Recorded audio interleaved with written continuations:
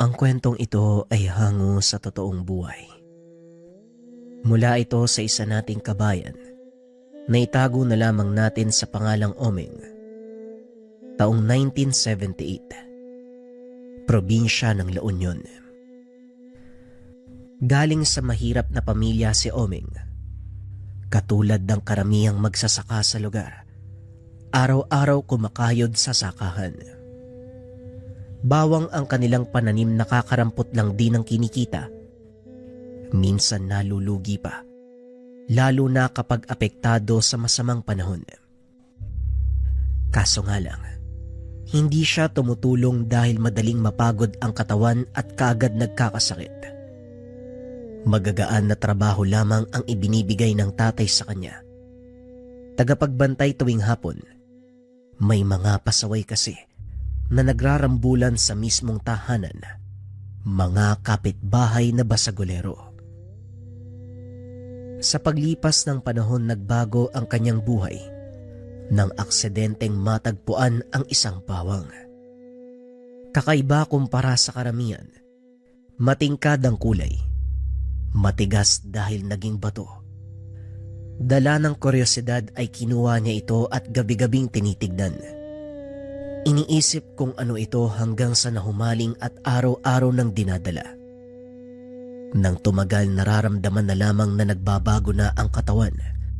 Ang dating mahina ay naging malakas. Ganado sa lahat ng oras at walang kapaguran. Hindi na dinapuan ng sakit, kahit ang nakasanayang paulit-ulit na lagnat. Kinakabahan siya. Hindi naintindihan ang nangyayari. Hanggang sa dumating ang punto na maging ibang nilalang ay kayang maramdaman, lalo na ang aswang na minsang napasadya sa kanilang lugar. Tumagal ng tumagal, dahan-dahan itong naunawaan, magmula nang napadayo sa bahay ng isang antingero sa karatig bayan na pareho niyang merong tangan. Ito ang nagturo kung paano ang wastong paggamit, maging ang ibang pamamaraan. Inanyayaan siyang sumama sa panunugis. Namangha sa taglay na tangan at pagbalik ng bahay, nagpasya na pangatawanan at gawing tungkulin ang pagtaboy sa mga masasamang nilalang. Omeng anak, halika nga muna dito. May pupuntahan ako sa kabilang bahay ha. Sasadyain ko lang si pareng okay. Itatanong ko kung tuloy ba yung sabong sa piyesta. Sa Sabado na kasi yun eh. Ikaw na muna magbantay ng taniman. Kapag merong nagrambulan, huwag ka matakot na mambato. Sa ulo mo tirahin para matauhan. Basta ganun pa rin ha. Tumingin ka lang sa mga pananim. Bawal kang gumawa ng kung ano. Lalakad na ako. Walang reklamong sumunod si Omeng sa utos ng ama. Sa katunayan, gusto niyang aminin na kaya nang gumawa ng mabigat na bagay.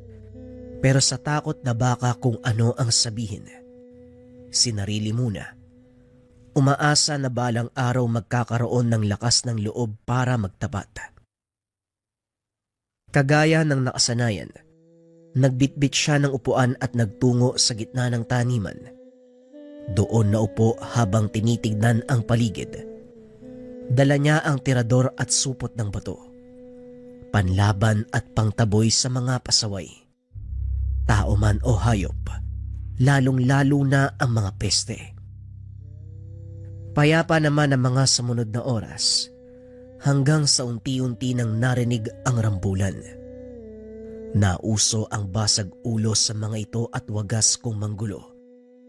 Hindi sinasanto ang kahit sino, kahit sitahin pa ng mga tanod. Lumalaban, kahit dumugo na ang katawan. Hinding-hindi sila titigil. Nang umabot sa taniman ang gulo, dali-dali siyang tumayo at nagsimulang manita pero baliwala dahil ayaw siyang pakinggan. Isa-isang naapakan ang mga pananim hanggang sa malaking bahagi na ang nawasak. Hindi madala sa sita at pambabato. Nang nasagad ang pasensya ni Omeng, lumapit at pinaghagis. Nagulat ang lahat dahil pasimpleng dinampot ang bawat isa, sabay balibag na parang maliit na bato. O ano? Ang lawak ng kapatagan dun kay sa bandang unahan. May bundok at gubat na pwede niyong maging labanan. Pero bakit dito pa sa sakahan namin? Ang kakapal ng mukha niyo ha. Umalis na kayo. Huwag na kayong babalik dito. Sa lakas na ipinakita ni Oming, nataranta ang mga kabataan at tumakbo. Nagbuntong hininga upang pakalmahin ng sarili. Kaagad ding napalingon upang malaman kung may ibang nakakita maliban sa mga bata. Inasikaso pagkatapos sa mga pananim na natumba. Ginawa ng paraan para mapakinabangan pa. Ilang sandali ang lumipas, dumating ang ama. Dali-daling lumapit at pinagsabihan siya. Anak, ano ba yan? Ang sabi ko, huwag kang mangingialam, magbantay ka lang. Ako na nga riyan, maupo ka na lang dun. Natakot si Oming dahil baka alam na ng ama ang nangyari. Nagrambulan po kasi uli dito kanina eh. Nawasak po yung mga pananim. Sinubukan kong ayusin para mapakinabangan. Kaso, lumalala na sila eh. Dumarami ang kabataang nakikisali. Taga-ibang lugar yata, tay. Taga-kabilang barangay ang iilan. May mga kasamang taga-Karatig Bayan. Ito talagang mga kabataan ngayon. Walang inatubag kung hindi pakikipagbasa gulo. Nagmadali na nga ako sa pag-uwi para maabutan ko eh. Papaluin ko sana isa-isa. Ikaw ba? Sinaktan ka ba nila? Hindi naman po. Nga po pala, tay. Kakarating mo lang ba o kanina ka pa? Baka kasi nakita mo yung nangyari kanina eh. Kakasabi ko lang, wala nga ako naabutan. Bingi ka yata eh. Basta sa susunod, wag mo nang gagalawin ang mga pananim na nasira sa rambulan. Bibilangin natin yung nawasak para pagbayarin yung mga yun. Kung hindi natin sila madadaan sa sita, dadaanin natin sa paniningil doon sa mga magulang tayo dumiretso para makasigurado. Nakahinga ng maluwag si Omeng matapos magsalita ng tatay. Sa paglubog ng araw, umuwi na rin sila para makapaghapunan. Sa kalagitnaan ng kainan, isiningit ni Tatay Pedring ang isang usapin. Nga pala anak, ipagpaliban mo muna yung pagpunta sa kabilang bayan. Alam ko nag-imbitahan tiyahin mo sa kaarawan niya, pero mas mainam na dito ka lang sa bahay. Delikado sa lugar. Kanina binanggit sa akin ni paring Oke, may sumasalakay daw na aswang eh. 2 buntis. Hindi nakaligtas ang isa. Hindi ko na maintindihan yung takbo ng panahon ngayon ah. Kung hindi problema sa gulo ng mga kabataan, eto namang mga aswang ang poproblemahin. Bagyang nalungkot si Oming. Nagkasundo sila ng kakilalang albularyo na magkikita. Kapitbahay ito ng kanyang tiyahin. Sasama rin sana ito sa panunugis pero dahil sa sinabi ng ama, nagdadalawang isip.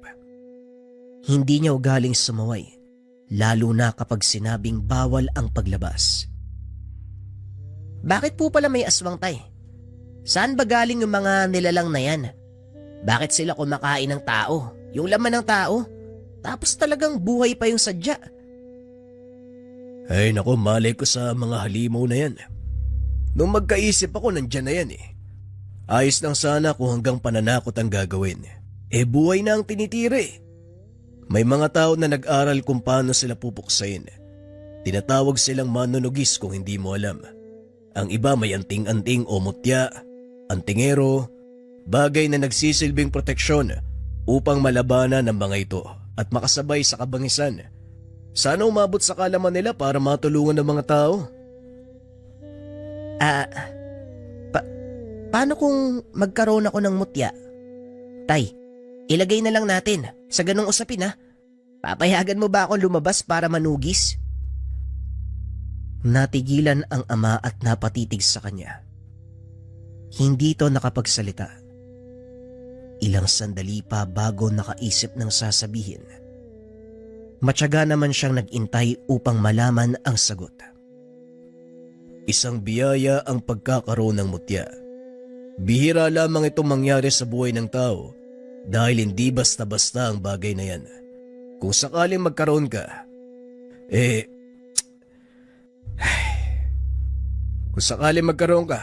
Magpapasalamat ako sa kalikasan dahil binigyan ka. Pero hindi ako makakapayag na manugis. Kahit may proteksyon kang mutya, hindi natin alam ang posibleng mangyari. Iba't iba ang uri ng aswang. May ordinaryo na madaling mapuksa. Meron din namang kahirap patayin. Bumabaliktad pa kung minsan at napapatay ang manunugis. Kaso po di ba dapat pinangangatawanan yung pagkakaroon nun? Paano kung pinili ka ng mutya? Isasawalang bahala na lang po ba dahil sa takot? Kung makatanong ka naman parang meron ka. Hoy, wag na tayong mangarap. Maganda ang magkaroon pero seryosong tungkulin yan. Hindi pwede sa maiksing panahon lang. Panghabang buhay yan na tungkulin. O siya, tapusin mo na ang pagkain. Lalabas lang ako. Tumango si Omeng bilang sagot. Napapaisip sa sinabi ng ama. Malinaw na hindi ito sang-ayon sa pagkakaroon niya ng mutya. Pero ayaw ring pakawalan ang tungkulin na nagbibigay ng lakas at nagligtas sa mga karamdaman. Maiintindihan mo naman tay siguro. Ipapaliwanag ko na lang barang araw. Patawad ko, itatago ko muna sa ngayon. Wika niya habang nakatingin sa ama na nagsisindi ng sulo sa labas. Sumunod siya at tumulong. Pinapasok na rin ang tahanan makalipas ang ilang sandali. Samantalang nanatili si Tatay Pedring upang magbantay. Paminsan-minsan, may siraulong nagnanakaw ng pananim. Hindi siya makatulog. Nasa isip ang ama na nasa labas. Dumungaw siya sa bintana para malaman kung ano ang ginagawa. Naroon lang sa tabi. Nakaupo habang inaatupag ang pagbabantay. Ganon ang sitwasyon sa lumipas na mga oras. Biglang nagbago nang sumapit ang madaling araw. Papasok na ng mga sandaling ito si Tatay Pedring, pero natigilan nang makarinig ng angil sa dulo ng taniman. Maging si Omeng ay naagawang pansin. Nagmamadali siyang lumabas upang hilahin palayo ang ama dahil ang ingay ay nagmumula sa isang aswang. Anak, pumasok ka. Sa palagay ko mabangis na hayop yan. Doon ka sa loob. Ako nang bahala sa lintik na to. Wika ni Tatay Pedring. Dali-daling sinindihan ng iba pang sulo sa bakuran sabay hugot ng itak. Hindi tay, kayo po ang pumasok. Ako nang bahala sa aswang na yan. At ano ang gagawin mo, Ber? Titirahin ng tirador. Hindi tatabla ng bato ang ganyang nilalang. Pumasok ka. Ako nang bahala dito. Hindi nakinig sa Omeng. Sinamahan ang ama kahit ilang beses siyang pagsabihan. Kumuha ng sariling itak. Inantay ang paglapit ng hindi pa nakikitang nilalang. Lumalakas ang pag-angil. Ang mayayabong na talahib sa dulo ay nahahawi. Para bang nagwawala roon ng halimaw. Lumapit sila at nakita ang isang nilalang na duguan. Maraming sugat sa katawan. Malala ang lagay. Namimilipit sa sakit habang nakatingin sa kanila ang mga matang nangungusap. Ilang sandali pa, nagpalit ng anyong tao, kagad nagsalita. Wag, hindi ako kaaway. Tulungan niyo ako. Tinutugis ako ng aking mga kalahi. Nakikiusap ako. Tulungan mo ang mukha mo. Aswang ka tapos sasabihin mong hindi ka kaaway. Aba, utuin mo ang ibang tao, wag lang kami. Kung ayaw mong mapatay, umalis ka na at huwag kang babalik dito. Ano pang inaantay mo? Lumakad ka na. Kung hindi, tatagain kita. Hindi ako pwedeng umalis. Wala na ako mapupuntahan. Hinahabol ako ng aking kalahi. Kailangan ko ng tulong. Tulungan niyo ako. Bakit ka naman nila inahabol? Katulad ka naman nila. Teka, siguro nililin lang mo kami, no? Wala akong balak na mambiktima, lalo na akong tao. Manong, hindi ako kagaya ng karamihang aswang. Sinusubukan kong mamuhay ng katulad niyo bilang normal. Kaya nga tinutugis ako ng sariling kalahi dahil imbes na tulungan sila, kumukontra ako. Sa katunayan, pinapatay ko ang aswang na makikitang bumibiktima ng tao. Wika nito. Mararamdaman ang sinseridad at pagkatotoo pero hindi pinaniwalaan ni Tatay Pedring. Talagang kami pa yung sinubukan mong bilugin ha? Kung hindi mo pa na itatanong, marami akong napuksang aswang. Baka gusto mong dumagdag. Manong, totoo ang sinasabi ko. Maniwala kayo, isa po talaga ako. Hindi na ituloy ang pagsasalita. Nang biglang mag-ibang anyo, sabay sunggab kay Tatang Pedring na nasa malapit. Otomatikong kumilos si Omeng at sumaklolo. Matapos mahawakan, walang pagdadalawang isip na binali ang kamay. Maging ang ama ay hindi makapaniwalang tumingin sa anak. Kagad itong nag-iwas. Aba, marunong ka palang makipaglaban anak. Hindi ko alam yan. Saan ka naman natuto? Ngayon ko lang nakita yung ganung galawan At saka gumamit ka ng lakas na ko. Baka mamaya lagnating ka niyan. Tay, paano po yung aswang? Iiwan na lang po natin dito. Baka makatakas pa yan. Halika na, hayaan mo, patay na rin yan Dalian mo bago may dumating. Malay natin may kasama pa yung iba. Hindi na nakapalag si Omeng Sama. Hinila siya nito paalis at wala nang nagawa. Gusto niyang balikan upang mailigpit ng mabuti ang katawan, pero nakabantay si Mang Pedring. Kinabukasan maaga siyang nagtungo sa dulo ng taniman upang tignan ang bangkay ng nilalang. Kaso nga lang wala siyang naabutan maliban sa bakas ng dugo. Sinundan niya ang nahawing talahib. Nahalatang dinaanan nito. Subalit walang natagpuan pagdating sa dulo. Kinakabahan siya dahil minsan nang narinig mula sa kakilalang antingero na posibleng mabuhay uli ang aswang. Depende naman sa uri at lala ng sugat. Hindi niya alam ang nangyari sa nilalang, kaya labis ang pag-aalala. Nagmamadali siyang bumalik ng tahanan at nagtanong sa ama. Tay, yung aswang kagabi nakita niyo po ba? Nauna kayong gumising sa akin Hindi natin yun ginalaw kagabi pero wala na doon. May alam ka po ba? Maaga akong nagising pero hindi pa ako nagpupunta doon. Bakit nawala ba? Paano makakaalis yun patay na? Pinugutan mo nga ng ulo Yun na nga ho tay, tinignan ko wala na Akala ko pa naman po may alam kayo. Posible kayang nabuhay uli. Nangyayari po yung ganun, hindi ba?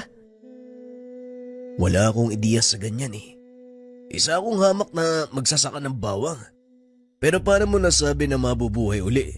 Pinutol mo nga yung ulo. Tinaga mo pa ng paulit-ulit. Narinig ko lang po sa mga matatanda tay. Palagi nilang pinag-uusapan yung tungkol sa aswang Marami silang kaalaman patungkol sa ganyang bagay. At yun na nga ho yung isa. Muling nabubuhay ang aswang. Kung ganun, patay tayo. Paano nga kung nabuhay yun? Paniguradong magpapagaling at darating ang araw babalikan tayo. Ito na nga bang sinasabi ko Sana pala hindi na ako nagmagaling. Kung pumasok na lang ako ng bahay kagabi, hindi sana umabot sa ganito. Ay nako, pati tuloy ikaw nadamay. Tatay, wag po kayo mag-alala. Kung sakaling magkatotoo ang sinabi nyo, sagot ko na po yan. Ako ang bahalang pumuksa sa aswang na yan. Kahit ilan sila haharapin ko. Hindi makapaniwalang napatingin ang ama sa kanya. Kung makapagsabi ka, parang may kapangyarihan Hey Omeng, ang aswang ay hindi basta-basta. Nakita mo naman ang nangyari kagabi. Mabuti nga, nakialam ang amang may likha. Tapos para kang sinaniba ng anghel. Kaya tayo nakaligtas. Natawa si Omeng sa sinabi ng ama. Hindi na lamang niya dinuktungan ang usapan. Sa mga sumunod na oras, naging abala siya sa gawaing bahay habang si Tatay Pedring naroon sa may taniman. Pinuputol ang mga talahib na may bakas ng aswang. Maging ang yapak sa lupa ay tinabunan upang wala nang magduda. Umiiwas na lamang sa posibleng isipin ng mga kabaryo Mahirap magpaliwanag sa mga taong hindi marunong makinig at mga ugaling mas pipiliin pa ang sariling paniniwala. At isa pa, wala na ang nilalang sa lugar. Matapos nun, inasikaso ang pagbilang sa mga pananim na nasira. Magkasama silang nagtungo sa kabilang bayan upang puntahan ang mga batang sangkot. May dalawang nakilala si Tatay Pedring dahil suki niya ang mga magulang nito. Habang inaayos ng ama ang problema, minabuti ni Omeng na maglakad-lakad sa paligid. Naghanap ng mapaglilibangan upang hindi maburyo kakaantay hanggang sa nakasalubong ang kakilalang antingero. Mang Berto, kumusta ho? Ako po to si Omeng oh. Mabuti ho nagkasalubong tayo. May gusto po akong itanong tungkol sa aswang eh. Hindi mo man sabihin, naamoy ko ang nangyari. Sinalakay ka ng aswang, tama ba? Sariwa pa ang samyo na kumapit sa'yo. Napaamoy sa sarili si Omeng, pero hindi niya maamoy ang sinasabi nito. Hindi pa po kasi ako nakakaligo. Sa pagmamadali at maraming iniisip. Nakalimutan ng personal na gawain pero talaga po bang naamoy niyo po yung samyo ng aswang sa akin? Ilang oras na pong lumipas. Kagabi pa namin nakasagupa eh. Malakas ang kapit ng amoy, lalo na kapag nawakan mo. Magsabi ka, ano ang nangyari? Kinalaban ho kami ni tatay, pero hindi namin naasikaso ang katawan eh. Natatakot kasi ako na malaman niyang meron akong tangan. Tutol ho siya eh. Gusto ko sanang iligpit katulad ng ginawa niyo nung isang beses akong sumama sa panunugis. Pero hindi nangyari. Binalikan ko kaninang umaga pero wala na. Masasabi niyo po ba? Buhay kaya yun kahit pinugutan ng ulo? Nakahinga ang antingero. Binigyan siya ng tapik sa balikat. Huwag kang mag-alala, hindi na yun mabubuhay. Napugutan mo na pala ng ulo eh. Ang aswang na may kakayahang mabuhay ay iilang lahi lamang. Kapag nagtamo ng sugat sa katawan, hindi kong napugutan ng ulo o nahati. Sa tingin ko kinuha ng kasamang bangkay kaya hindi na nakita. Mabuti ang ginawa mo, Omeng. Biruin mo baguhan ka pa lang, pero may naiambag ka na sa tungkulin bilang manunugis. Mas magiging maligaya po sana kapag pinayagan ako ni Tatay Pedring. Kapag ganito kasi na tinatago ko, limitado lang ho yung kilos eh. Balang araw naman po sasabihin ko rin sa kanya at sana sa pagkakataong iyon sasang-ayon na siya. Ipinagdarasal ko na payagan ka niya. E paano kung sumuway ka muna? Mamayang gabi may tutugisin akong aswang. Ibang lahi ito ha. Ito ang pabalik-balik sa lugar namin eh. 3 beses na. Nakadali pa ng buntis. Tapos nakita ko rin doon sa kabilang barangay kanina lang. Hindi ko mahuli kasi masyadong tirik ang araw eh. Maraming tao sa paligid. Nalingat ako sandali na wala na eh. Pag-iisipan ko yung alok nyo. Baka payagan ako ni tatay na bumisita kay tiya mamaya. Kapag nakaalis po ako, pupuntahan kita. Sa ngayon po pala, kailangan ko na magpaalam ha, baka hinahanap na ako eh. Magkita na lang po tayo sa susunod. Habang pauwi ng tahanan, walang ibang nasa isip si Omeng kung hindi ang sinabi nito at ang planong pagtakas mamayang gabi. Gustong-gusto niyang maging katulad ng antingero. Pangangatawanan ang pagkakaroon ng mutya. Patuloy siyang nagdarasal na payagan ng ama. Pagsapit ng gabi, palakad-lakad sa harapan ng pintuan. Nakatingin lang si Tatay Pedring. Halos magkadikit ang mga kilay sa pagtataka. Napano ka ba, Omeng? Hindi ko na mabilang kung ilang beses ka naglakad ah. Pabalik-balik ka dyan, may problema ba? Tay, baka pwede pong pumunta ako kay tiya. Ngayon po kasi yung selebrasyon nila eh. Kaya hindi ako mapakali, gusto ko po sanang dumalo kung papayagan niyo ako. Matagal bago nakasagot si Mang Pedring. Sa sandaling pumayag ito ay tuwang-tuwa siya. Hindi na pinakinggan ang kasunod na sinabi dahil sa pagmamadali. Nakarating siya sa kabilang bayan, malalim na ang gabi. Wala nang tao sa labas. at hindi na nakaabot sa tahanan ng tiyahin dahil nakasalubong na si Mang Berto. Kasalukuyan itong nanunugis. Tamang-tama ang dating mo. Nakita ko na ang aswang pero nakatakas eh. Kilala niya ako. Bali ganito ang gagawin, tulungan mo kong hulihin siya. Lumapit ka sa kanya. Tignan natin kung ano mangyayari. Hindi niya maintindihan ang punto ng matanda pero sumunod pa rin. Kahit naguguluhan, nilapitan ng kinalalagyan ng isang tao. Nakaupo ito malapit sa tambakan ng basura. Kaagad ngumiti nang makita siya. Tulong, iho. May pagkain ka ba riyan? Kanina pa ako nagugutom. Kahit kaunti lang. Wika ng lalaki. Lumingon siya sa kinakatayuan ni Mang Berto. Kaso nga lang wala na ito sa lugar. Ibinalik niya ang atensyon sa lalaki. Bakit po kayo nandito? Tahimik sa baging to ah. Tapos pwede pa kayo mapagtripan. Nasaan ho ba yung pamilya nyo? Bakit parang pinabayaan kayo? Pamilya. Mga taksil sila. Mga hayop. Kinawawa nila ako. Inalipos na. Sila ang dahilan kung bakit ako napadpad dito. Pinalayas. Tinugis na parang masamang nilalang. Natunugan ni Omar ang paraan ng pananalita at pangungumbinsi. Katulad ng lalaking aswang na nakalaban nung isang araw. Habang patuloy sa pagsasalita, sinikap na makuha ang kanyang loob.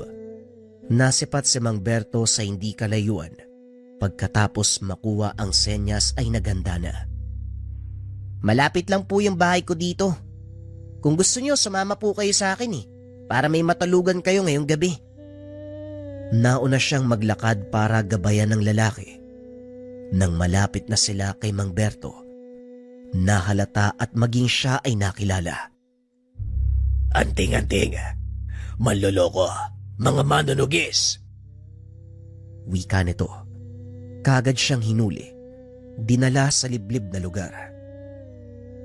Mabuti na lang dumating ang kasama ko dahil kung hindi, paulit-ulit mo ko matatakasan eh. Matinik ka rin eh. Kabisado mo ang amoy ko. Alis to kapag napapansin sa paligid ah. Ang lakas ng loob mong sumigaw ng mangloloko. Hindi ba yan ang gawain ng iyong lahi upang makapambiktima?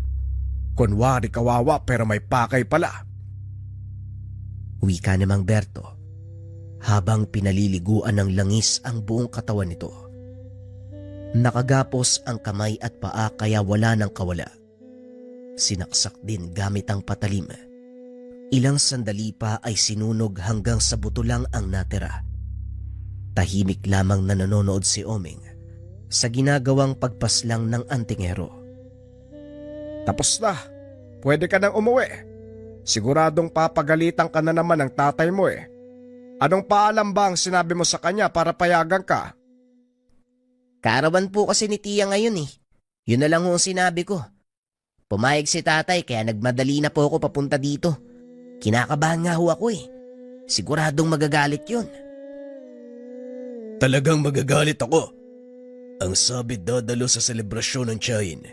Pero ang totoo, sumama sa isang matandang antingero para manugis ng aswang. Napatay niyo ng halimaw. Ikaw naman ngayon ang patay sa akin. Umuwi ka! Sinubukang magpaliwanag ng matanda. Pero hindi ito nakinig. Pagdating sa tahanan ay pinagsabihan ang anak. Hindi ko alam kung kailan ka pa natutong magsinungaling. Kaya pala ang lakas mong makatanong tungkol sa mutya at aswang. Meron na palang tinatangan. Ilang beses ka nang sumama sa antingerong yun. Sumunod ako dahil nakakapagduda eh. Gabi na pero gusto pang lumabas ng bahay. Ginamit pa ang tiyahin. Tatay, pasensya na po. Hindi ko po sinasadyang itago sa inyo ang totoo. Natatakot lang po ako sa magiging reaksyon nyo kung sakali eh. Humahanap lang po ako ng tiyempo. Napabuntong hininga si Tatay Pedring. Mahabang katahimikan bago siya nagsalita muli. O siya, kung yan talaga ang gusto mo, papayagan kita. Basta siguraduhin mong ligtas sa lahat ng oras. Huwag mo na muna akong kausapin. Masama pa ang loob ko sa'yo. Natuwa si Omeng dahil sa wakas pumayag ang ama. Ilang araw niya itong sinuyo para magkaayos uli. Natuwa din si Mang Berto sa kaganapan. Tinuro pa ang dapat matutunan hanggang sa naging mas mahusay. Sa paglipas ng mga araw, unti-unting nawawala ang bali-balita tungkol sa aswang. Dahil sa tuwing may natutunogan, kaagad ginagawa ng aksyon. Inuunahan bago pa makapambiktima ng mas marami. Niyakap ni Omeng ang tungkulin hanggang sa naging ganap na manunugis, protektor ng mga tao, laban sa banta ng mga aswang. Ang susunod nating kwento mga kabayan ay mahabang istorya na isang bagsak. Huwag na nating patagalin pa, simulan na ang kwento. Ang kwentong ito ay hango sa totoong buhay. Mula ito sa isa nating kabayan na itago na lang natin sa pangalang Dario. Walang eksaktong taon. Probinsya ng Sarangani. Sa bawat pagkakamali mo, Dario, hindi lang ikaw ang napapahamak. Maraming tao ang nadadamay, lalo na ang mga kaanak natin. Kailan ka ba magtitino? Kailan ka ba gagawa ng mabuti para sa sarili mo? Hindi ko naman kasalanan tayo mga nangyayari sa akin eh. Umiiwas na ako sa gulo. Pero wala eh. Parang gulo mismo yung sumusunod sa akin. Hindi ka hahabulin ng gulo kung hindi ikaw ang nag-umpisa. Akala mo hindi ko alam, Dario? Si Kapitana nagsabi sa akin, sinugod mo ang grupo nila Meroy sa kabilang baryo. Hindi alam ni Kapitan ang buong kwento. Masyado siyang nagpapaniwala kay Meroy na yun eh. Hinarang nila ako nung pauwi ako galing sa bayan. Bahala nga kayo. Ang hirap kasi sa inyo. Ayaw niyong paniwalaan yung mga sinasabi ko. Ito ang tipikal na tagpo sa tahanan ng mag-ama. Si Mang Apolinario, kilalang sanggano at basagulero ang binata. Madalas laman ng kulungan sa bayan.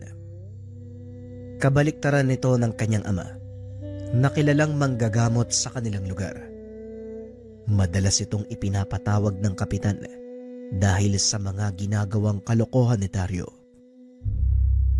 Ngunit isang pangyayari ang nakapagpabago ng buhay at pagkatao ng binata.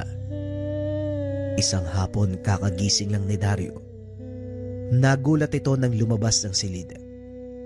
Nakita nitong nakaupo ang isang lalaki. Nakatitig lamang sa kanya. Mabuti naman at gising ka na. Nga pala, ang Tio Gardo mo. Magandang hapon po. Sige ho, maiwan ko na kayo. May pupuntahan pa ako eh. Hoy, huwag kang bastos ha. Maupo ka dito, Dario. Napalingon si Dario sa matanda. Sinagot niya ito. Hindi po ako nagpapakabastos. Parang ka akong nagsasalita sa inyo. May pupuntahan ako eh. Ngayon, kung bastos para sa inyo magpaalam, hindi ko nagagawin yun sa susunod. Ang ayoko sa lahat, binabastos ang nakakatanda kong kapatid.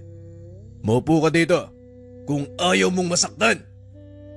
Nagulat si Dario sa sinabi ni Gardo.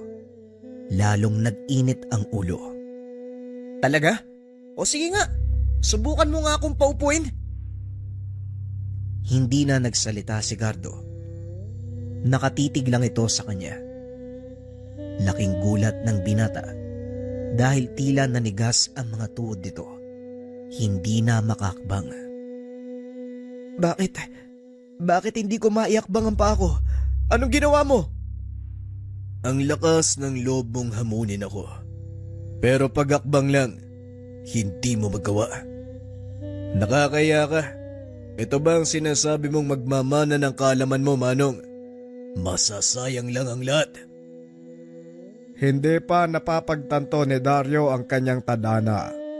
Kaya nga pinapunta kita dito para disiplinahin ang ugok na yan. Gardo, hindi ko na kayang pasunurin ang anak ko. Kaya ihahabilin ko na siya sa'yo. Ako ang bahala sa kanya. Itutuwid ko ang baluktot na pag-uugali ng batang yan. Mag-ayos ka na. Bukas sa bukas. Alis tayo. Ikinumpas nito ang kamay. Biglang natumba ang binata. Paano kung ayokong sumama sa'yo? Hindi ikaw ang magdidikta ng buhay ko. Titignan natin bukas. Huwag kang aalis ng bahay na ito. Dahil sa oras na lumabas ka ng pintuan, siguradong pagsisisihan mo. Hindi nakinig ang binata sa babala ng chewin. Tumayo ito at naglakad palabas ng pintuan. Laking gulat ni Dario nang biglang humarang sa kanya ang malaking nilalang. Itinulak siya papasok. Bahagya itong umangil. Siya ang alaga kong aswang. Ngayon kung hindi ka pa rin makikinig, magiging hapunan ka ng nilalang na yan. Namutla si Dario.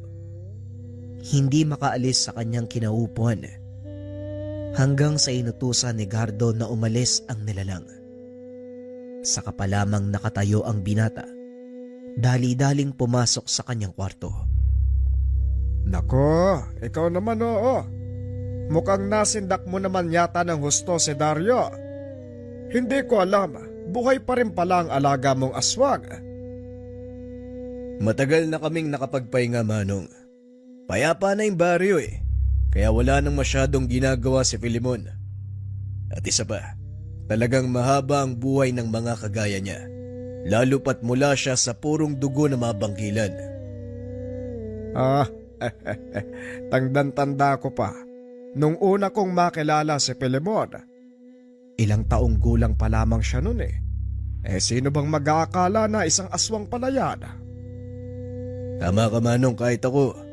Hindi nalaman ang kanyang totoong pagkatao kung hindi siya tumungtong sa edad na 18. Pero maiba ako, nga pala. Ano ba ang pakay mo sa pagpunta sa akin dito? Yun lang ba? Ang disiplinahin ng batang yan? Gusto kong sanahin mo si Dario. Ayokong mawi sa wala ang pagtuturo ko sa kanya.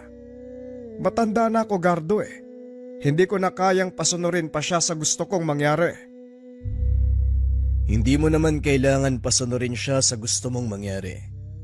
Hayaan mong matuklasan ni Dario ang dahilan kung bakit mo siya sinanay simula pagkabata.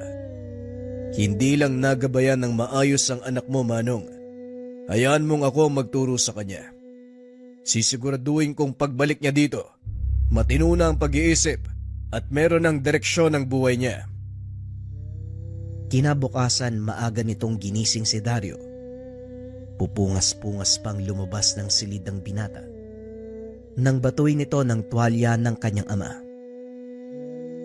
Maligo ka na! Inaantay ka na ng tiyuhin mo! Napatingin si Dario sa bintana. Nakitang nakaupo sa bangko sa ilalim ng punong mangga si Gardo, kasama ang binata na halos kasing edad ni Dario. Sino yung binatang kasama ni Tio Gardo? Si Filemon. Yan ang kanyang ampon. At yan din ang aswang na humarang sayo sa pintuan. Aswang? Hindi ba delikado yung ginagawa niya? Alam natin na panganib ang dala ng mga aswang. Ano bang nangyayari kay Tio Gardo? Ba't siya nag-aalaga ng ganyan? Bakit nag-aampo ng ganyan? Si Tio Gardo mo ang pinakamalakas na manunugis sa ating pamilya. Kaya huwag ka nang magugulat pa. Kung may mga alaga siyang nilalang, isa lang ang binatang aswang na yan sa kanyang mga nailigtas. Malalaman mo ang buong katotohanan sa oras na naroon ka na. Kaya bilisan mo ang kilos at malayo pang lalakbay niyo. Matapos maligo, nag-ayos ng kagamitan si Dario at lumabas ng tahanan. Filemon, halika na. Nandito na ang pamangkin ko. Manong, mauna na ho kami. Naglakad ang mga ito papunta sa kabisera. Pagkarating sa lugar, sumakay sila ng bus papunta sa baryo nila Gardo. San ba tayo pupunta, Tio? Bakit parang ang haba ng biyahe natin? Babalik tayo sa lugar kung saan kami sinilang ng tatay mo. Baka sakaling mamulat ang isipan mo sa lugar. Tss, parang alam ko na yung mangyayari ah. Ang mabuti pa, huwag mo munang isipin yan. Matulog ka muna dahil mahaba pa ang biyahe natin. Kasi naman bakit ba naisip ni tatay na pasamahin ako sa'yo? Alam niya na wala akong hilig sa ginagawa niya eh. Huwag mo sanang masamain ang gustong mangyari ng tatay mo, Dario. Para lang din sa kapakanan mo ang iniisip niya. At isa pa, kahit anong iwas ang gawin mo, tadhana mo ito, Dario. Bahala na. Nga pala, paano mo napapasunod yung aswang na yan? Si Pilimon, simple lang, Dario. Respeto. Yun lang ang susi para makuha mo ang tiwala ng isang tao o kahit ng mga hayop. Nakatitig lang si Dario kay Filemon na noon ay mahimbing na natutulog. Kumakain siya ng laman ng tao, hindi ba? Hinahayaan mo siyang gawin yung bagay na yun? Hindi niya na nakamulatan ng gantong kaugalian ng mga aswang, Dario. Paslit pa lang si Pilimon. Nasa pangalaga ko na siya. Nakakapagtaka naman. Ang alam ko sa mga aswang, kusang darating sa kanila yung pagkagutom sa laman ng tao eh. Paano nangyari yun? Hanggang sa nakulitan na ang chewy nito. Mukhang hindi ka titigil sa pagtatanong tungkol kay Pilimon. O sige na nga, total 4 na oras pa ang biyahe natin. Siguro sapat na yon para may paliwanag ko sa iyo ang lahat tungkol kay Pilimon. Pinaliwanag nito ang dahilan kung paanong napasa ilalim ng kanyang pangangalaga ang isang sinaunang aswang. Kaunting pagbabalik tanaw ng mga sandaling ito. Nasa kalagitnaan ng paglalakbay sa isang komunidad ng mga aswang itong si Gardo. Kasama niya ang pangkat. Walang nakakaalam kung anong uri ng aswang ang kanilang makakalaban ng mga panong iyon. Habang patuloy na nagkakagulo, napansin ni Gardo ang isang bukas na kubo. Pinasok niya ito. Laking gulat nang makita ang isang paslit na nakaupo sa sahig habang umiiyak. Duguan ang noo nito habang nakahawak sa isang laruang nilililok mula sa kahoy. Kahit alam ni Gardo na mula sa angkan ng mga aswang ang batang iyon, nanaig pa rin sa kanya ang pagiging maawain. Kinuha nito ang paslit, dinala sa labas ng nayon. Tapos na rin ang laban ng mga oras na yun. Nagawa nilang ubusin ang lahat ng nakatira sa lugar. Nagpunta si Gardo sa batis upang linisin ang sugat ng paslit na tinatayang nasa 5 taong gulang pa lamang ng mga panong iyon. Nagtaka ang Ginoo dahil nang pahira nito ng dugo, walang nakitang sugat sa ulo ng paslit. Dito napagtanto ni Gardo na hindi pangkaraniwang bata ang nailigtas. Dali-daling umalis sa lugar ang Ginoo. Sa oras na malaman ng mga kasama na iniligtas niya ang bata, siguradong mapapahamak ito at tiyak na tatanggalin siya sa samahan. Dumiretso si Gardo sa kanilang tahanan at doon inusisang mabuti ang paslit. Saan mo nakuha ang batang yan, Gardo? Nang makitang may kalong-kalong na paslit ang nakababatang kapatid. Doon po sa baryo ng mga aswang na sinalakay namin, Manong. Naawa ako kaya dinala ko dito. Habang marahang inilalapag ang natutulog na paslit. Nasisiraan ka na ba ng bait, Gardo? Baka hinahanap na mga magulang niya ang batang yan. Hindi ho, Manong. Bago ako umalis sa baryong iyon, naubos na ng mga kasamaan ko ang nakatira sa lugar. Siniguro ko rin na walang nakasunod sa akin. Kawawa naman ang batang to. Ngayon, anong balak mong gawin sa kanya? Aalagaan. Aalagaan ko siya, Manong. Napakamot na lang ng ulo ang nakakatandang kapatid. Talaga ngang nasisiraan ka na ng bait, Gardo. Alam mong mula sa baryo ng mga aswang ang batang yan at paniguradong aswang din siya. Bakit ka mag-aalaga ng mga nilalang na tinutugis nyo? Kinabukasan, maaga itong umalis para bumalik sa kanyang pamilya. Alis ka na, Manong. Ilang araw ko palang nananatili dito. Walang kasama ang asawa at anak ko sa bahay. At isa pa, marami nag-aantay sa aking pasyente. Ganun ho ba? O sige, Manong, mag-iingat ka. Ikaw ang mag-iingat. Hindi ko alam kung anong pumasok sa utak mo. Inalagaan mo ang aswang na yan. Huwag ka lang sanang mapapahamak sa mga desisyon mo, Gardo. Sige na, alis na ako. Huwag kang mag-alala, Manong. Alam ko ang ginagawa ko. At isa pa, kaya kong baguhin ang ugali ng batang yan. Sinikap nitong kunin ang tiwala ng paslit. Hindi makausap ng maayos dahil natatakot ito sa kanya. Hindi rin ito kumakain at kadalasan ay nagkukulong lang sa kwarto. Patuloy lang na pinapakitaan ng kabutihan ni Gardo ang paslit. Hanggang sa tuluyang makuha ni Gardo ang tiwala nito. Sa kauna-unahang pagkakataon, simula nang dumating ito sa kanilang tahanan, lumabas ito ng bahay. Kinain ang inilapag na pagkain ni Gardo. Matapos ay pinaliguan niya ito. Binigyan ng masusuot na damit. Unti-unting napalagay ang loob ng pasit. Hanggang sa nagawa niya itong makausap ng matino. Hindi mo sinasabi sa akin ang pangalan mo. Hindi ko rin alam ang itatawag sa'yo. Filimon. Filimon po ang pangalan ko. Kayo po si Manong Gardo, di ba? Nagulat si Gardo nang marinig na tinawag ng paslit ang pangalan niya.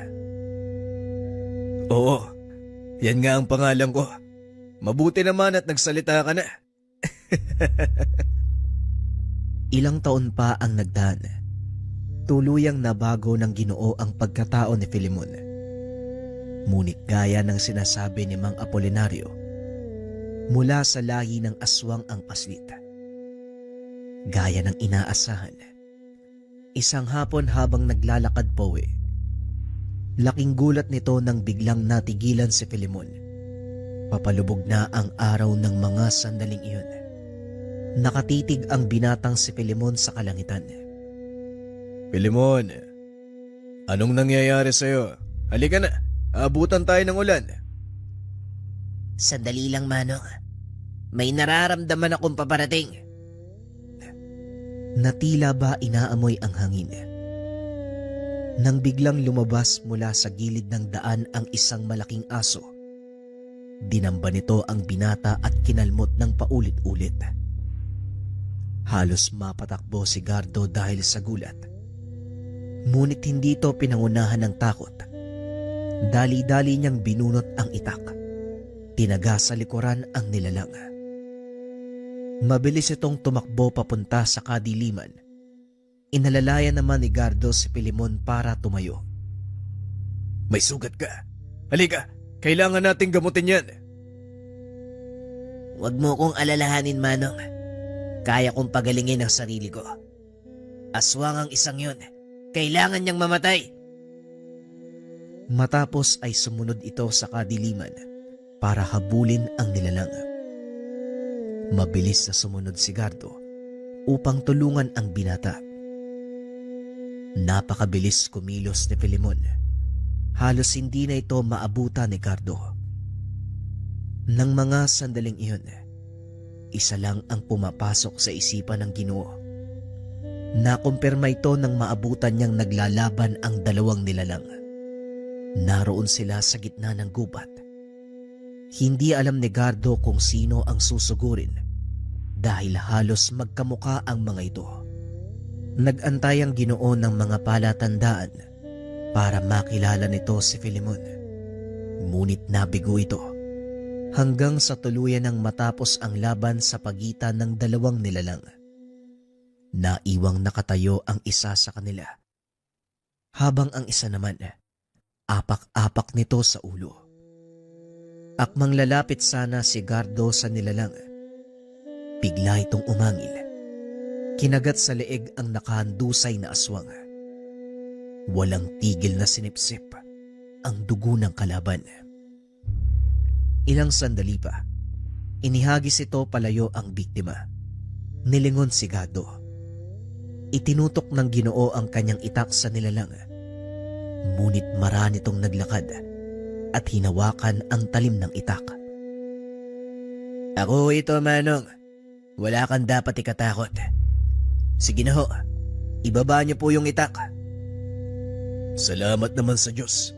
Akala ko mapapalaban pa ako eh. Ayos ka lang ba? Ayos lang ako, Manong. Kailangan ko lang ng ilang minuto para makabalik sa dating anyo. Mauna na kayo sa bahay. Hindi inasahan ni Gardo ang kinalabasan ng tagpong iyon. Ngunit masaya ang Ginoo dahil hindi nawala ng tuluyan ang wisyo ni Filemon. Ilang minuto lang ang nakalipas. Matapos siyang dumating sa tahanan ay nakasunod naman si Filemon. Nasaan yung tao na ito? Maglinis ka ng katawan mo. Puro ka dugo. Opo, Manong. Simula ng araw na yun, naging katuwang ni Gardo si Filemon sa panunugis. Balik tayo sa kasalukuyan. Hindi na malaya ni Dario ang oras. Nakarating na sila sa lugar. Pagbaba sa bus, namanga si Dario dahil napapaligiran nito ng malaking punong kahoy. Hindi mo naman sinabi, Tiyo. Gubat pala yung lugar nyo. Kaya mag-iingat ka dahil lahat ng taong makakasalubong mo dito gustong kumain ng mga dayo. Halika na, kakain muna tayo bago tumuloy sa tahanan. Mahababang lakaran pa ang gagawin natin. Pumasok ang mga ito sa isang karinderya at naupo. Tahimik si Filemon habang pinagmamasdan ang mga tao sa paligid. Hindi naman nakatiis si Dario, kaya kinausap niya ito. Oy Filemon, kanina ka pa walang kibo ah. May nararamdaman ka ba? Nilingon ito ni Filemon at nagsalita. Oo, meron. Nagugutom ako. Parang gusto kong humigop ng sariwang dugo mula sa isang kagaya mo. Natawa si Gardo sa sinabi ng alaga. Bigla namang nakaramdam ng takot si Dario, kaya lumapit ito sa tabi ng Shuin. Nagbibiro lang yan si Filemon. Hindi siya kumakain ng tao. Ang pinagkukunan niya ng lakas, mga aswang na napapatay namin. Mabuti na lang at walang tao sa kainan, kaya malaya silang nakakapag-usap. Huwag mo kong tatakutin ng ganyang Filemon ha. Gaya ng ginawa mo nung nakaraang gabi. Alam mo ba, kamunti ka na akong himatayin? Kung sa akin pa nga lang natatakot ka na, paano kapag umabot sa punto na humarap ka sa matataas na uri ng aswang? Hindi naman yan yung pinunta ko dito eh. Hindi ba, Tiyo? Kailangan ko lang ayusin yung ugali ko. Ayos na yun, di ba? Pinasama ka ng tatay mo para matuto. Kasama sa pag-aaralan mo ang pakikipaglaban sa mga aswang. Naku! Sinasabi ko na nga ba eh. Parang gusto ko nang umuwi ah. Ngunit wala na itong magagawa. Dahil bukod sa napakalayo ng lugar na yun, wala na siyang perang pamasahe. Matapos kumain ay tumuloy na ang tatlo sa paglalakad. Hapon na nang makarating sila sa tahanan. Kagad naupo si Dario sa sala. Kaso nga lang laking gulat nito nang biglang ihagis ni Filemon ang 2 galon ng tubig. Walang laman ang mga ito. Mag-igib ka ng tubig doon sa balon. Ako ang magluluto. Nakatitig ito ng masakit kay Dario.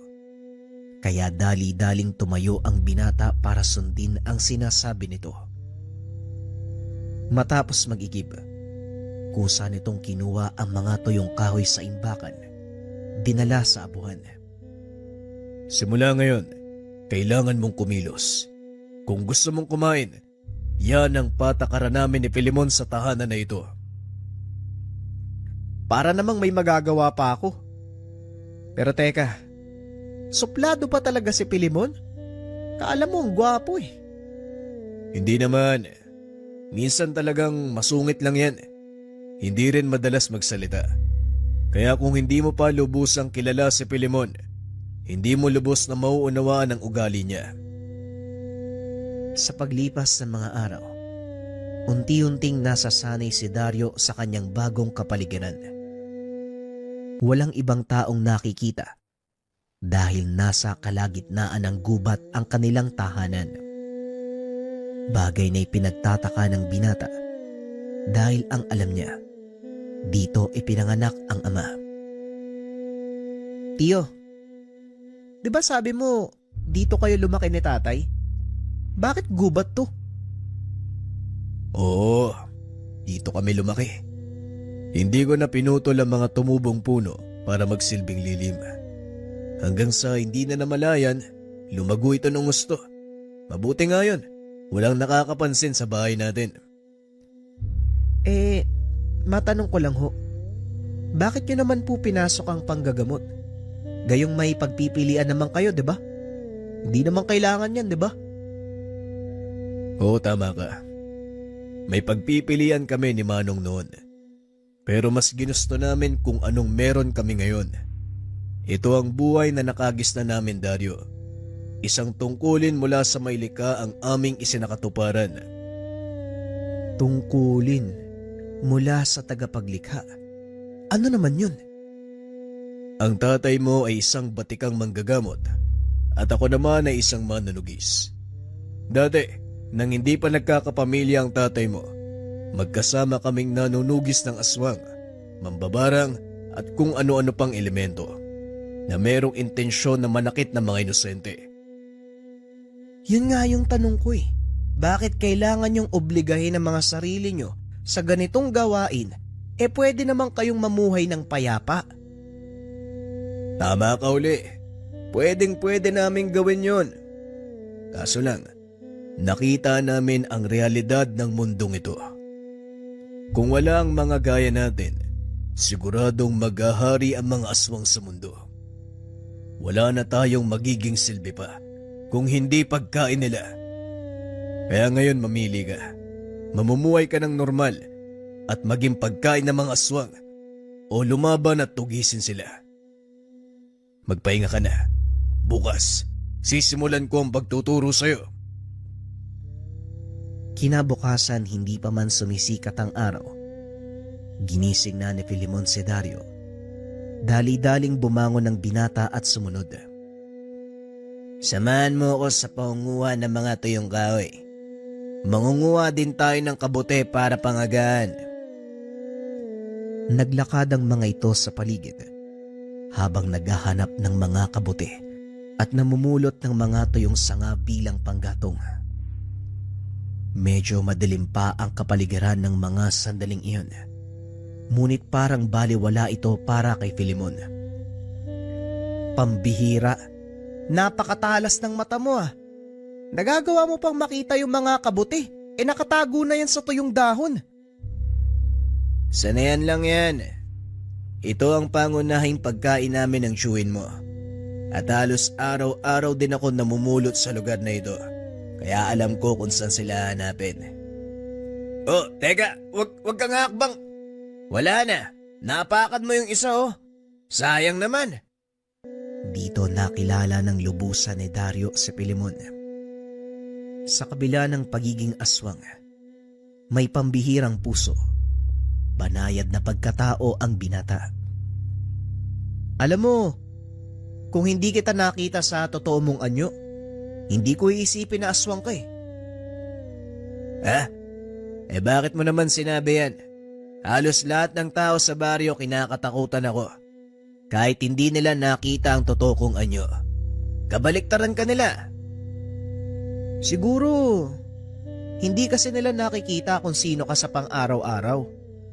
Hindi kagaya namin ni Tio Gardo, kasama ka namin sa tahanan. Araw-araw nakakasalamuha. Hindi nauunawaan ng ibang tao ang pagkatao mo. Para sa kanila, pag sinabing aswang, masama na kaagad. Mismo. Kaya nga, isa sa mga dahilan ni Manong Gardo na hayaang kumapalang kagubatan sa paligid ng bahay para walang makakita at makapunta. Pinoprotektahan ka ng gusto ni Tio Gardo, no? Siguro nga. Pero hindi niya naman kailangan gawin yun eh. Kaya kong pangalagaan ang sarili ko. Oo na, nandun na tayo. Alam niya yun. Pero may mga bagay na kulang sa'yo eh. Yun siguro ang naging dahilan ni Tio kung bakit kanya kinupkup.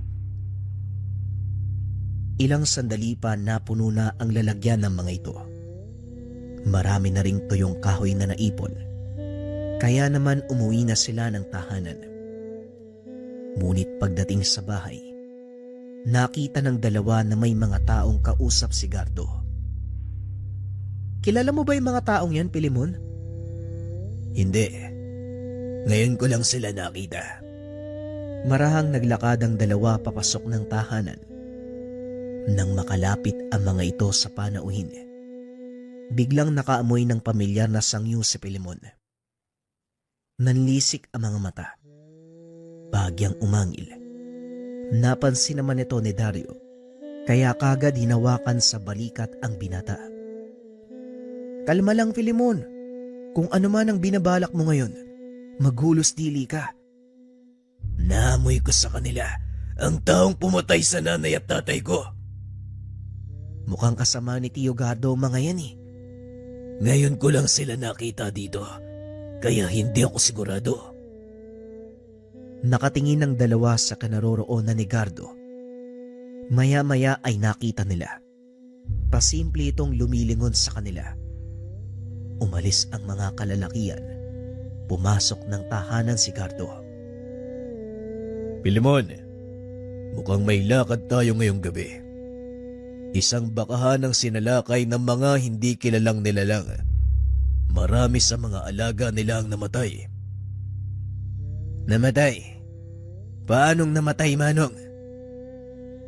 Natutuyo ang dugo at wala ng labang loob. Nakiusap ang may-ari ng pangkat na tugisin kung ano man ang pumapatay sa mga alaga nila. Sige, Manong.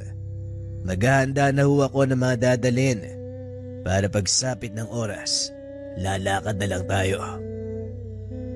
O ikaw, Dario, gusto mo bang sumama? Saan? Manghuli ng aswang? Di bali na lang. Walang bantay sa bahay eh. Dito na lang ako. Ikaw ang bahala. Pero kapag wala kami ni Pilimon sa bahay, may bumibisitang nilalang.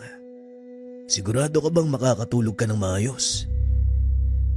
Yan tayo, Tio eh. Yan tayo eh. Oo na nga eh, sasama na nga ako eh. Yan ang gusto ko sa'yo. Huwag kang mag-alala. Hindi naman sigurado kung aswang yun ang gagambala doon eh. Kumalma ka lang. Oo na, Tio. Kung ano mang sabihin mo, sasama na ako. Eto, Dario. Dalin mo ang itak na ito para kung sakaling aswang ang sumalakay, may panglabang ka. Pagsapit ng hapon bandang 3:00, nagpa siyang lumakad ang mga ito. Dumating sila sa nasabing bakahan. Nang hindi pa lumulubog ang araw, ginawa ito ni Gardo para mapag-aralan ang lugar. Napapaligiran ng makapal na gubat ang bakahan. May posibilidad na asong gubat ang sumasalakay. Ngunit maging alisto kayo dahil hindi pa rin tayo nakakasigurado. Gusto kong makita ang mga patay na hayop na kasakaling maamoy ko. Wala na ang mga yon, Pilimon. Sinunog na ng may-ari dahil nangangamoy na ang mga ito. Kung hahayaang nakabuyangyang sa bukirin. Kung ganon, wala na tayong ibang paraan para matukoy ang mga salarin, kundi abangan na lumabas sila. Oo, nakiusap ako sa may-ari. Isarado niya ang lahat ng mga kulungan at mag-iwan ng 2 baka bilang pain. Naroon sa labas ng turel. Yon ang babantayan mo, Dario. Huh? Teka, bakit ako?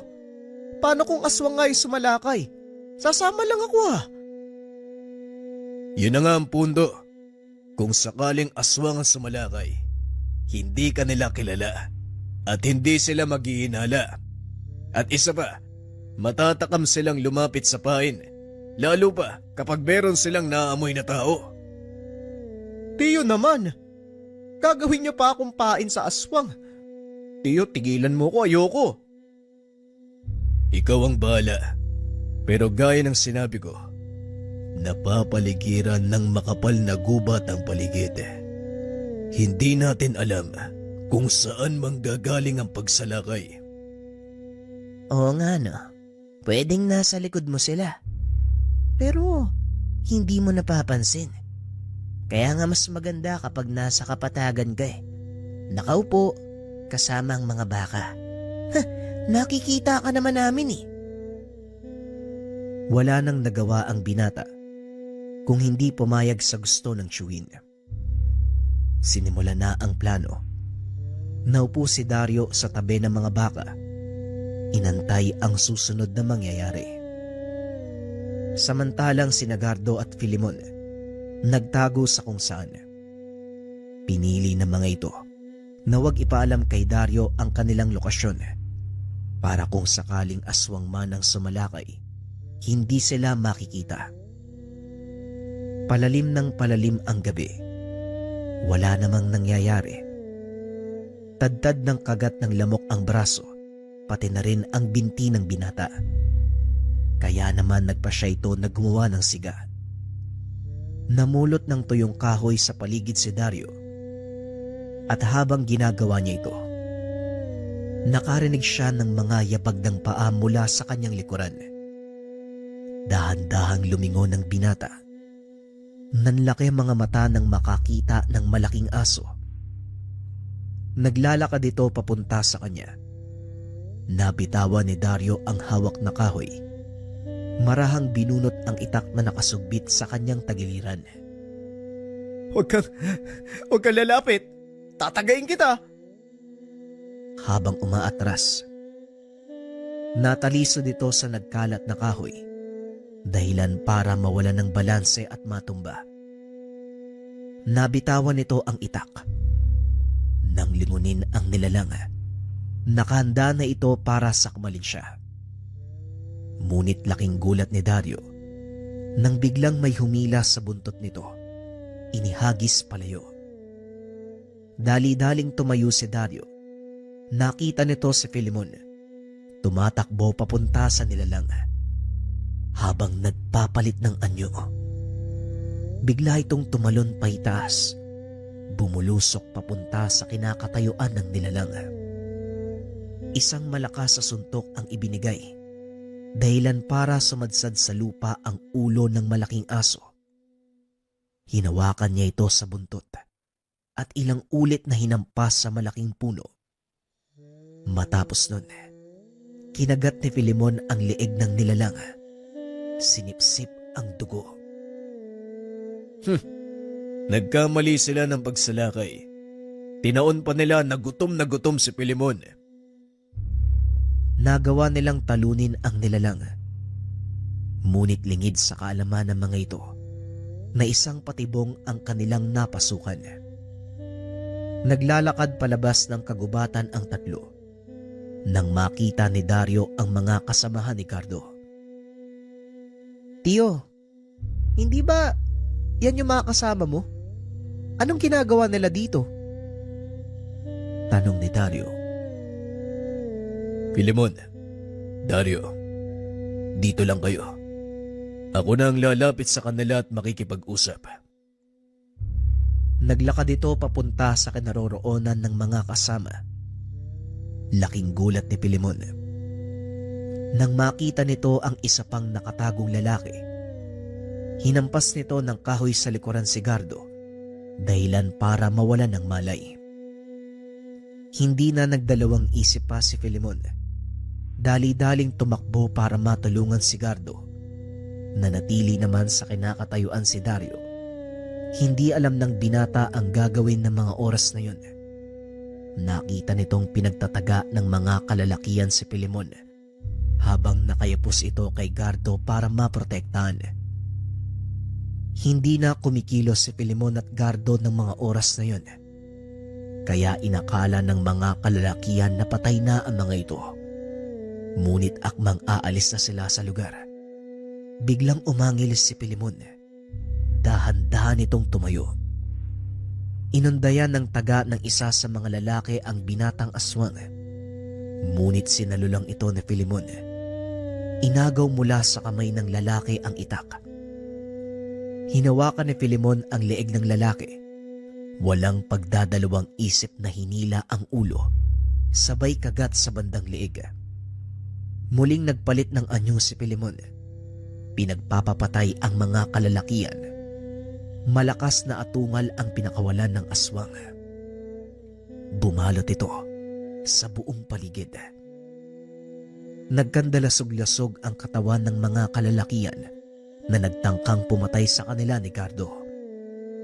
Nang masigurong ligtas na ang paligid, dahan-dahang lumapit si Dario sa dalawa. Unti-unting tumayo si Gardo habang inaalalayan ni Filemon. Mga walang ya, isinuong nila tayo sa patibong. Bilisan mo, Filemon. Umalis na tayo dito. Aray ko. Napatingin si Dario sa binti ng chewin. Nakita ang napakalaking sugat nito. Tiyo, may sugat ka. Kailangan nating magamot yan. Alam ko, pero mamaya na natin alalahanin yan. Kailangan makahanap tayo ng ligtas na lugar. Sa mga sandaling ito, alam na ni Karenato ang nangyari. Hindi sila titigil na habulin tayo hanggat hindi napapatay si Filemon. Pinasa ni Filemon si Gardo. Mabilis na tumakbo papasok ng kagubatan. Sumunod ka na lang sa akin, Dario. Pasensya na at may sugat din ako. Kaya hindi kita maaaring pasanin. Huwag mo na akong isipin, Filemon. Kaya kong tumakbo. Mauna na kayo. Nakasunod lang ako. Nagtungo si Filemon sa isang yungib. Hindi kalayuan sa kanilang pinanggalingan. Pagdating sa lugar, inihabilin nito si Gardo kay Dario. Dumito muna kayo. Kailangan kong burahin ang bakas natin. Kukuha din ako ng mga lamang gamot. Gawan mo ng paraan para matigil ang pagdurugo ng sugat ni Manong Gardo. Wala namang kahirap-hirap kay Dario ang paggamot ng malaking sugat dahil isa ito sa mga naituro ng kanyang ama. Hindi binti ng baka yung tatahiin ko, Tiyo, ah. Pasensya ka na. Ito yung unang beses ko magtatahi ng totoong sugat ng tao eh. Alam kong kaya mo yan. Tinuruan ka ni Manong kung paano ang tamang pagtahi ng sugat. Malaki ang tiwala ko sa'yo, kaya gawin mo na. Simulan ni Dario ang pagtatahi. Kumuha ito ng ilang hibla ng buhok mula sa ulo ni Gardo. Meron siyang isang karayom mula sa mga dalang gamit. Ginamit nito ang buhok bilang sinulit para maisara ang sugat ng chewin. Matapos ay binalot niya ito ng mga dahon ng tabako upang maiwasan ang impeksyon. Kaunting kalaman, ang pinatuyong dahon ng tabako, kabilang sa makalumang pamamaraan ng medisina na ginagamit para gumamot ng sugat. May taglay itong kemikal na nakakatulong sa pagpapaampat at pagtanggal ng kirot ng sugat. Ito ang kadalasang ginagamit ng ating mga ninuno bilang pangtakip sa mga sugat ng mandirigmang napinsala sa laban. Balik tayo sa kwento. Matapos gamutin ng sugat, nakatulog si Gardo. Marami na ang nawalang dugo, kaya nakaramdam ito ng panghihina sa katawan. Ilang sandali pa ay dumating na si Filemon na may dalang isang buwig ng buko at ilang pirasong halamang gamot. Itinapal nito ang mga dahon sa maliit na sugat ni Gardo. Pinainom ng katas ng buko ang Ginoo. Makakatulong ang sabaw ng buko para manumbalik ang lakas niya. Ligtas na tayo sa lugar na ito at hindi na masusundan na mga kalaban ng ating bakas. Magpahinga ka na. Ako na ang magbabantay kay Manong Gardo. Naupo si Dario sa tabi ni Gardo habang pinupunasan ang mga nagkalat na dugo sa kanyang muka. Hindi rin ako makakatulog ng ganito, Filimon. Kaya sasamahan na lang kita sa pagbabantay. Ikaw ang bahala. Binantayan ng dalawa si Gardo hanggang sa sumapit ang umaga. Hindi pa rin ito nagigising kaya hinayaan muna nilang magpahinga. Mukhang kailangan na nating makabalik sa bahay, Filimon. Doon mas makakapagpahinga ng maayos si Tio Gardo. Delikado ang bumalik sa tahanan. Alam na mga kalaban ang tungkol sa akin. Lalo lang malalagay sa panganib ang buhay ni Manong. Ang hindi ko maintindihan, bakit siya biglang sinugod ng mga kasama niya? Hindi ba kasapi siya ng samahan? Nang dahil sa akin, Dario. Itinago ni Manong ang pagkatao ko at nalaman ito ng samahan sa pamamagitan ng hinain nilang patibong kagabi. Kasalanan ko kung bakit napahamak si Manong. Natigil sa pag-uusap ang mga ito nang biglang magsalita si Gardo. Tigilan mo ang pagsisi sa sarili. Wala kang kasalanan. Ako nagpasya na pangalagaan ka, kaya wala kang dapat sisihin sa mga nangyari. Pero kung hindi dahil sa akin, Manong, hindi magkakaganito. Tama ka, Filimon. Huwag mo masyadong pinupuri yung sarili mo. Mga traidor ang kasapi ng samahan at sa mga oras na ito, paniguradong nabilog na nila ang ulo ni Karenato. Biglang napatayo si Filimon. Tumingin sa bungad ng yungib. Nakita nito ang imahe ng ilang kalalakiyang papasok. Dali-daling pinatay ni Dario ang sulo. Inalalayan si Gardo na tumayo. May lagusan sa likod ng yungib na ito. Doon kayo duman. Haharangin ko sila. Mag-iingat ka, Filimon. Halika na, Dario. Pero Tio, iiwan niyo si Filimon. Baka hindi niya kayanin yung mga kalaban. Magtiwala ka kay Filimon. Alam niya ang gagawin. Hindi naman sa naduduwag ako. Ngunit ito ang pinakamainam na paraan. Filimon, magkita tayo sa kabilang pampang. Maliwanag, Manong. Bilisan mo na, Dario. Huwag mo na akong alalahanin. Mabilis na umalis sa lugar si Dario. Akay-akay niya ang tsuwin. Ligtas silang nakalabas sa yungib nang hindi nasusundan ng mga kalaban. Nang masiguradong ligtas ang tsuwin, hinayaan niya itong makatulog. Binalikan si Filimon. Umikot ito papunta sa entrada ng yungib. Nakita ang napakaraming kalalakian. Nakakarinig ito ng malakas na sigawan mula sa loob ng kuweba. Alam ni Dario na patuloy na nakikipaglaban si Filimon. Gumawa ito ng paraan para makuha ang atensyon ng ilan sa mga manunugis. Sa pamamagitan ng pagsisiga ng mga tuyong dahon, laking gulat ng mga ito nang bigla silang palibutan ng apoy. Tarantang inapula ng mga kalalakian ang nasusunog na kagubatan, kaya hindi napansin ng mga ito na nakapasok na sa yungib si Dario. Alam ng binata na maaari siyang mapahamak ng mga oras na yun. Ngunit mas matimbang ang pag-aalala niya sa kaibigan. Nagpatuloy sa pagpasok si Dario. Bitbit ang kanyang itak. Pinagtataga nito ang ilan sa mga kalabang naroon. Abala ang ilan sa pakikipagtuos kay Filimon, kaya hindi siya napansin ng mga ito. Nagulat na lang ang mga kalaban nang mapagtantong nakandusay na ang ilan sa kanilang mga kasama. Sinong tampalasan ang gumawa nito? Aswang, may kasama ka ba? Bakit ko naman ilalaglag ang kasama ko? Hindi ako kagaya mo, Karenato. Ganun ba? O sige, papatayin na lang muna kita. At hahanapin ko ang traidor mong Panginoon. at isa pa ang iyong kasama. Hindi mo na ako kailangan hanapin. Nandito ako, oh. Subukan mong kumilos. Lalaslasin ko ang leeg mo.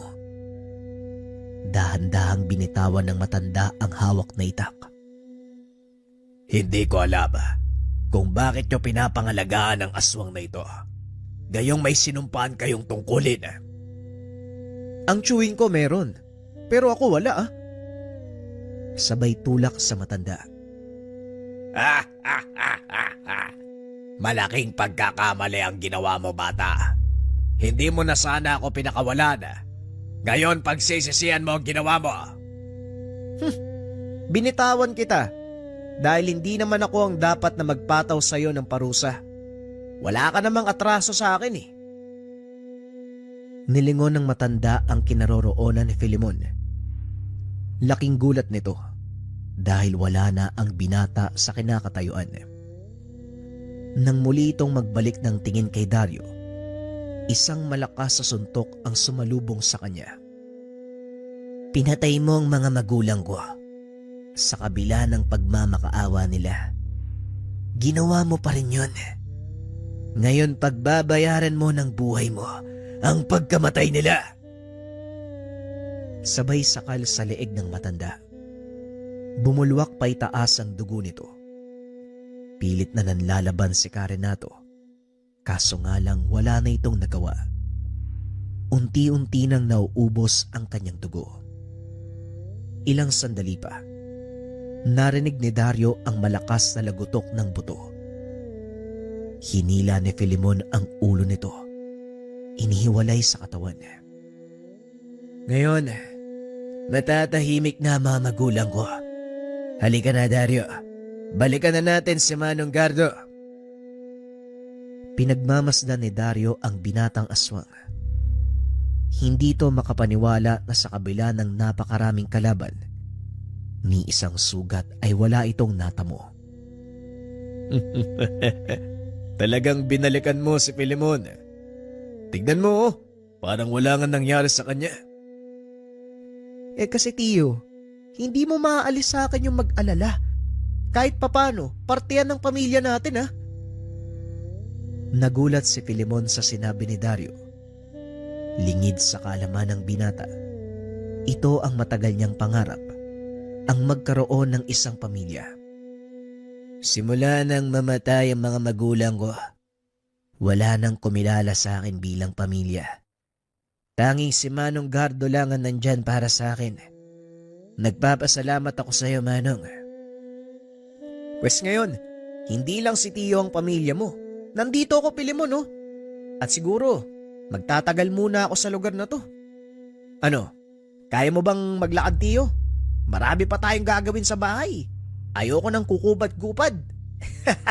Biro lang, Tiyo. Matapos ang tagpong iyon, tuluyang nag-iba ang pag-uugali nito. Naging masiyahin din si Filemon. Madalas nang nakikipag-usap sa mga tao. Nawala na ang negatibong iniisip ng mga taga-baryo tungkol sa kanya. Samantalang si Dario naman, tinanggap ang pagsasanay sa ilalim ng kanyang chewing. Naging mahusay itong manggagamot at manunugis. Ilang taon ang nakalipas. Bumalik si Dario sa kanilang bayan. Laking gulat ng mga tao sa naging pagbabago ng binata. Masaya ako kung ano ka ngayon, anak ko. Hindi ako nagkamali. Alam kong magbabago pa ng lubusan ang iyong pag-uugali. May ilang bagay lang ako napagtanto, Tay. Naisip ko, walang kwenta yung nakaraang kong buhay, kaya kailangan kong baguhin. Naging batikang manggagamot si Dario sa kanilang lugar. Gaya ng kanyang ama, kinilala ito sa napakaraming larangan. Samantalang si Filemon naman, nagpaalam kay Gardo na aalis. Ngunit hindi na ito muli pang bumalik. Kahit papano, naging masaya si Gardo dahil nagawa niyang palakihin ang isang batang aswang na kamuntikang maparewara ang buhay. Walang nakakaalam ng buong kaganapan. Maswerte ang inyong lingkod dahil nagawa tayong paunlakan, makapanayam ang isang mahusay na manggagamot at maibahagi ang kanyang kwento. Sino mag-aakala? Mula sa pagiging sanggano, magbabago ng lubusan si Dario at yayakapin ang pagtulong sa kapwa. Maging siya, hindi rin inaasahan na babaguhin ng kanyang tiyuhin ang pagkatao sa pamamagitan ng mga karanasan nang minsan itong makasama ang isang albularyo na may alagang aswang.